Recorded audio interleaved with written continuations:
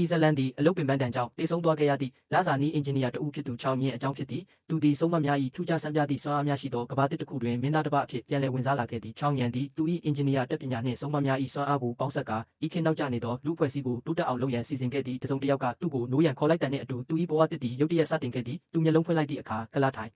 ်တခုပေါ်တွင်ထိုင်နေသည်ကိုတွေ့လိုက်ရပြီးမရင်းနှီးသောပတ်ဝန်းကျင်ကြောင့်ကြောက်တောင်းတောင်းဖြစ်သွားခဲ့သည်ဘေးပတ်ပတ်လည်ကိုကြည့်လိုက်သောအခါစမ်းကြယ်စွာဝတ်ဆင်ထားသည့်အမျိုးသမီးများကိုတွေ့ရပြီးရှေ့သို့ကြည့်လိုက်သောအခါတွင်မူကိုမျက်စင်တစ်ခုဟုထင်ရသောနေရာတစ်ခုတွင်တစ်မျိုးလုံးစုဝေးနေကြသည်ကိုမြင်လိုက်ရသည်တာမန်လူတစ်ယောက်အနေဖြင့်ဤထူးဆန်းသောမြင်ကွင်းကြောင့်သူအတော်လေးလန့်သွားခဲ့သည်လွန်ခဲ့သောခဏလေးကမှသူသည်ကိန်းဂဏန်းများတွက်ချက်ခြင်းသို့မဟုတ်ပုံစံထုတ်ခြင်းများပြုလုပ်နေခဲ့ခြင်းဖြစ်ပြီးအခုလိုခေါင်းဖြတ်ကိုမျက်ခြင်းနှင့်ရင်ဆိုင်နေရသည်မဟုတ်ပေရုတ်တရက်ထိပ်ပြောင်ပြောင်နှင့်လူတစ်ယောက်ကသူ့ကိုမင်းသားဟုခေါ်လိုက်ပြီးကိုမျက်ရမည့်အချိန်ရောက်ပြီဖြစ်ကြောင်းနှင့်မကြာမီအမိန့်ချမှတ်ပေးရန်တတိပေးလာသည်သူသည်ဘာဖြစ်နေမှန်းခဏမျှဝေခွဲမရဖြစ်နေတော့လဲအာယုံဆူဆိုင်လိုက်သောအခါဤခန္ဓာကိုယ်ပိုင်ရှင်ဟောင်း၏မှတ်ဉာဏ်များစီးဝင်လာခဲ့သည်သိရသည်မှာသူသည် Roland Wimbledon ဟုအမည်ရသော Great Castle စတုထမြောက်မင်းသားဖြစ်သည်သူ၏ခမဲတော်သည်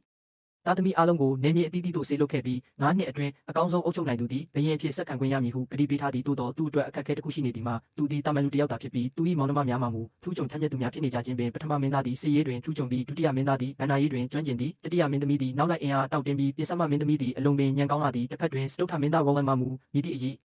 အချင်းမှမရှိဘဲအပိုလူတယောက်ကဲ့သို့သာဖြစ်နေခဲ့သည်ပိုဆိုးသည်မှာသူသည်အမိုက်များနှင့်စွန့်ပစ်ခံထားရသောအစုံဖြားမျိုးဖြစ်သည့်ဝိုးတွေထောင်းသို့အပုခံခဲ့ရခြင်းဖြစ်သည်ဤနေရာတွင်သူသည်ဒေသခံများနှင့်ဆက်ဆံရမည်ဖြစ်ပြီးဤစုပ်ပြတ်နေသောနေရာကိုစီပင်သောနေမည်ဖြစ်အောင်ပြောင်းလဲရမည်ဖြစ်သည်သူ၏အခြေအနေကိုစိတ်မကောင်းဖြစ်နေစဉ်မှာပင်အဖိုးကြီးကအမိန့်ကိုအမြန်ထုတ်ပြန်ရန်ထပ်မံတတိပေးလာသည့်ထိုအချိန်မှသာသူသည်ယနေ့ဆုံးမတစ်ယောက်ကိုကိုမျက်ရမည်ကိုတတိပြုမိသွားသည်လူအုပ်ကြီးသည်မိစ္ဆာဟုယူဆထားကြသည့်ထိုဆုံးမ၏တေဆုံးမှုကိုမြင်တွေ့ရန်စိတ်မရှိစွာစောင့်ဆိုင်းနေကြသည်ထိုလူများပြောဆိုနေသည့်အတိတ်ပဲမရှိသောစကားများနှင့်ယဉ်ကျေးမှုမရှိသောအပြုမှုများကြောင့်သူသည်အလွန်စိတ်ပြတ်ကာဒေါသထွက်သွားခဲ့သည်ဒေါသတကြီးဖြင့်အဖိုးကြီးလက်ထဲမှစာရွက်ကိုလွှင့်ပစ်လိုက်ပြီးဆုံးမကိုချက်ချင်းလွှတ်ပေးရန်စိတ်တူတူဖြင့်အမိန့်ပေးလိုက်သည်မင်းသား၏ရုတ်တရက်ဆုံးဖြတ်ချက်ကြောင့်လူအုပ်ကြီးမှငြိမ်းချသွားပြီးမကြေမနက်ဖြစ်သွားကြသည်လူတို့၏တုံ့ပြန်မှုကိုမြင်သောအခါသူကတက်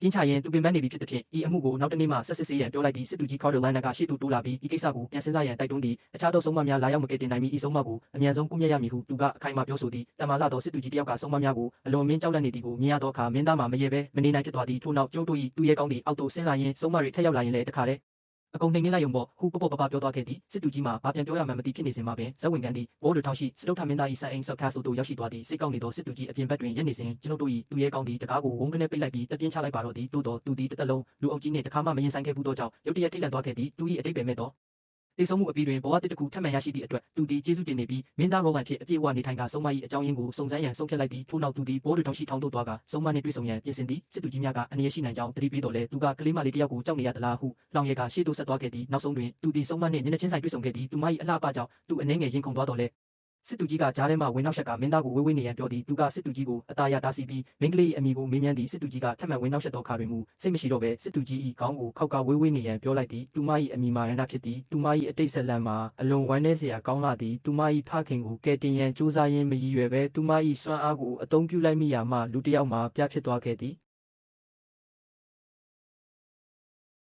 ထိုနေ့မှစ၍သူမကိုမိစ္ဆာဆုံးမဟုသတ်မှတ်ခဲ့ကြပြီးအဆိုးဆုံးမှာသူမ၏ဖခင်ကိုယ်တိုင်ကသူမကိုဖမ်းဆီးရန်တိုင်တောခဲ့ခြင်းဖြစ်သည်အကြံပေးအဖိုးကြီးကသူမကိုချက်ချင်းတက်ပြစ်ရန်အကြံပေးတော်လဲမင်းသားကဆုံးမ၏စွမ်းအားကိုကိုယ်တိုင်မြင်တွေ့လိုသဖြင့်သူမလည်းပင်ရှိစွမ်းအားထိန်ချုပ်သည့်ဆွဲကြိုးကိုဖြုတ်ပေးလိုက်သည်အနာကိုမှမီးတောင်များထွက်ပေါ်လာပြီးထောင်နှန်းတိုင်များကိုအကြီးပြောစေကအပြင်သို့ထွက်လာခဲ့သည်သူမ၏စွမ်းအားကိုမြင်တွေ့ရသောအခါအင်ဂျင်နီယာဟောင်းဖြစ်သူမင်းသား၏ခေါင်းထဲတွင်